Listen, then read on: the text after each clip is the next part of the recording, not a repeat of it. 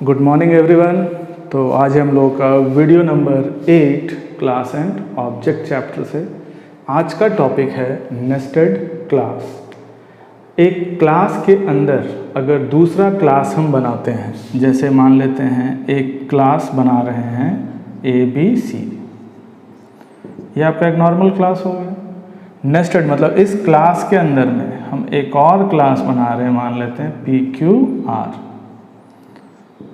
तो ये जो क्लास बन रहा है इसको ऐसे समझिए, ये मेरा एक क्लास है जिसके अंदर में एक और क्लास है। तो ये जो क्लास कहला रहा है वो मेरा नेस्टेड क्लास कहलाएगा। दैट इज डेफिनेशन क्या कहता है? A class within another class या a class that contains inside another class is known as a nested class. तो नेस्टेड क्लास के बाद इसमें हम लोग अब देखते हैं ये कैसे बनता है या डेफिनेशन क्या कहता है, इसको डिक्लेयर कैसे किया जाए। तो एक class declared within another class is known as a nested class. जैसे एक एग्जांपल ले लेते हैं, मान लेते हैं कोई क्लास बना रहे हैं हम लोग जिसका नाम यूज़ करते हैं, मान लीजिए सैम्पल। ठीक है, अब इसके अंदर कुछ एक फंक्शन ले लेते हैं पब्लिक और इसका नाम देते हैं मान लीजिए void display, और इसके अंदर प्रिंट करवा देते हैं cout hello।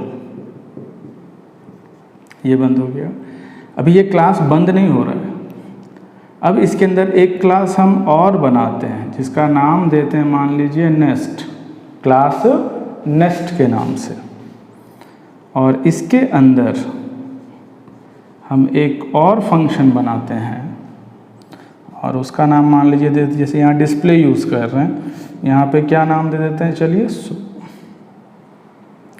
और ये इसका बॉडी बनाते हैं कर्ली ब्रेसेस देके cout, क्या यूज़ कर लेते हैं C++। ये बंद हो गया। ये भी सो का बंद हुआ, दिस इज एंड ऑफ सो। ये क्लास बंद किए हैं। ये किस क्लास का बंद है? End of class nest. जो मेरा नेस्ट था इसका ना भी बंद हुआ। ये जो ब्रैकेट खुला वो यहाँ बंद हुआ। ये बंद किए हैं ये फंक्शन का। ये अभी ये क्लास जो चल रहा था इसका भी यहाँ बंद करना होगा। तो this is end of class, कौन सा था वो? सैम्पल। ध्यान क्या रखना है, पहले सैंपल को मत बंद कर दीजिएगा। पहले सैंपल बंद कर देंगे फिर तो वो नेस्टेड हुआ ही नहीं। ये जो क्लास नेस्ट है, नेस्ट जो क्लास बनाए हैं वो किसके अंदर है? सैंपल क्लास के अंदर है। तो सैंपल का जो एंड है वो यहाँ हो रहा है। अब इसको हम कॉल किस तरह से करेंगे, किस प्रकार से उसको बुलाएंगे? तो बुलाने के लिए क्या करेंगे हम लोग? ऑब्जेक्ट बनाएंगे। ऑब्जेक्ट कैसे बनता है? यूज़ करते हैं हम लोग void main। डायरेक्ट कॉल नहीं होगा। बाहर वाले क्लास का नाम क्या था? सैंपल, स्कोप रिजोल्यूशन, नेस्ट, और एक ऑब्जेक्ट बना लीजिए, मान लीजिए उसका नाम दे दिए T। एक सैंपल का भी डायरेक्ट ऑब्जेक्ट बना लीजिए। सैंपल का एक ऑब्जेक्ट बना लेते हैं P।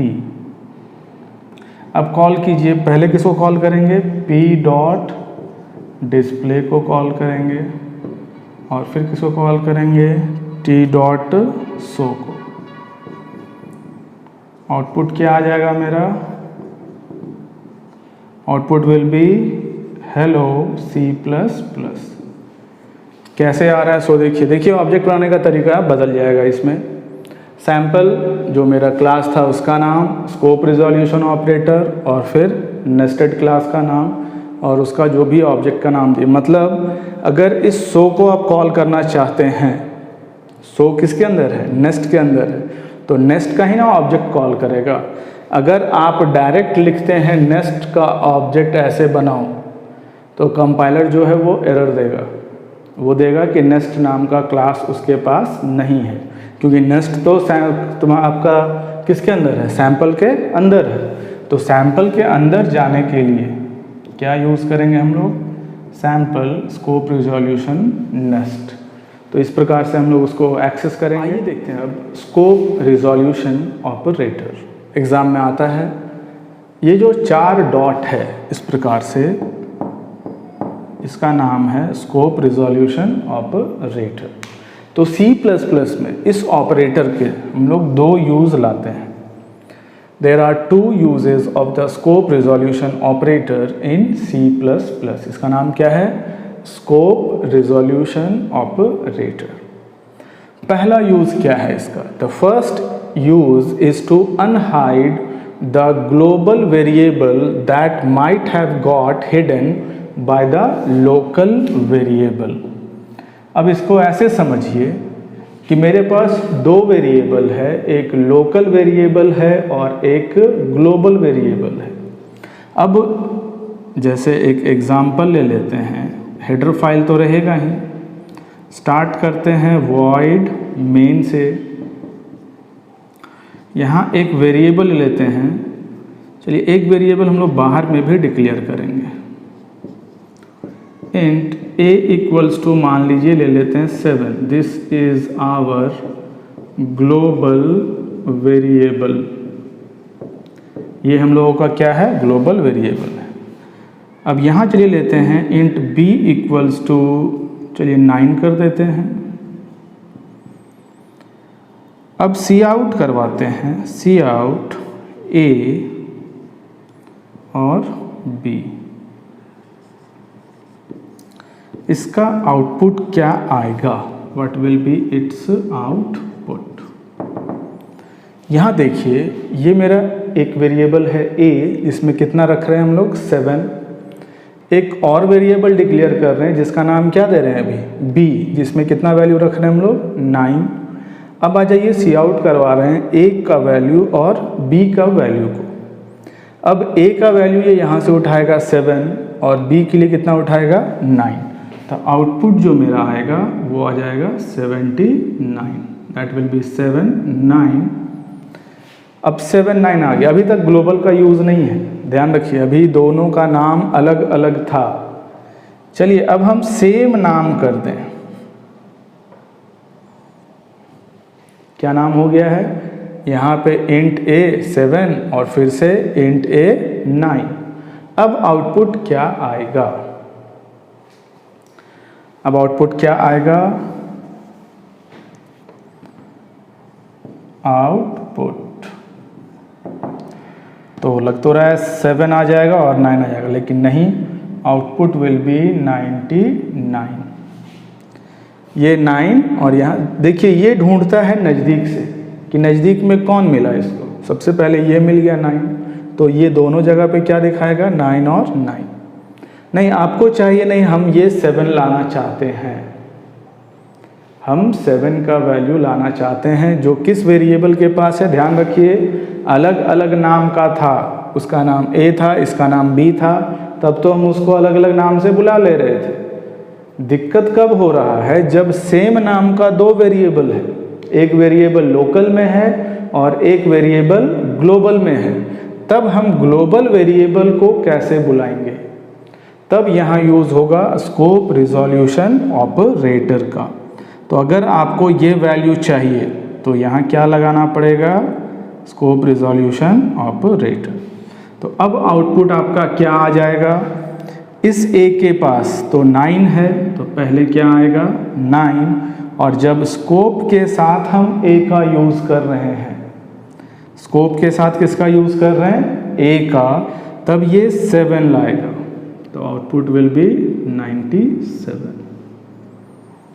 तो स्कोप का पहला यूज़, जब सेम नाम का लोकल वेरिएबल होगा और ग्लोबल वेरिएबल होगा, तो ग्लोबल वेरिएबल को वैल्यू को एक्सेस करने के लिए we will use scope resolution operator.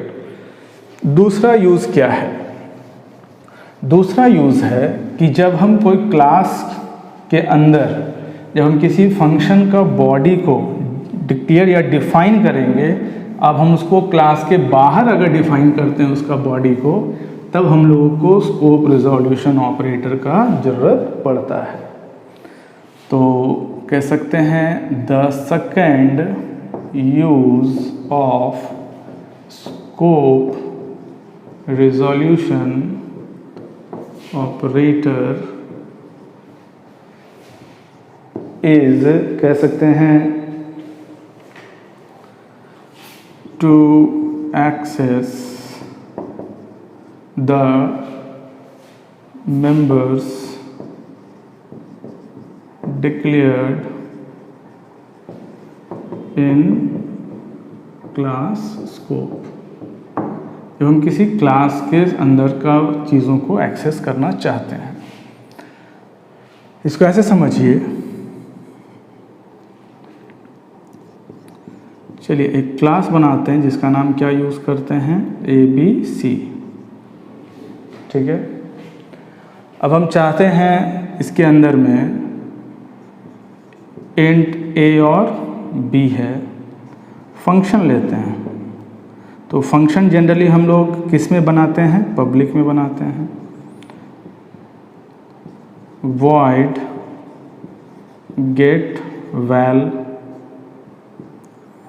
और एक फंक्शन यूज़ करेंगे void show val। अभी ये दोनों को सिर्फ डिक्लेयर किए हैं, डिफाइन नहीं किए, मतलब इसका बॉडी को हम क्लास के बाहर बनाएंगे। तो बाहर बनाने का रूल क्या था, तो सबसे पहले रिटर्न टाइप यूज़ करते हैं। void मेरा रिटर्न टाइप हो गया। क्लास का नाम क्या यूज़ कर रहे हैं हम लोग, ABC। अब यहाँ यूज़ करते हैं स्कोप रिजोल्यूशन ऑपरेटर। पहले रिटर्न टाइप, फिर क्लास का नाम, फिर स्कोप रिजोल्यूशन ऑपरेटर। अब जिस फंक्शन का आप बनाना चाहते हैं उसका नाम लिख दीजिए, गेट वैल। अब यूज़र से वैल्यू ले लीजिए, enter value for A and B है ना, फॉर A एंड B, और इसको C इन करवा लीजिए, किसमें, A में, और B में ले लिए। ये मेरा गेट वैल फंक्शन हो गया।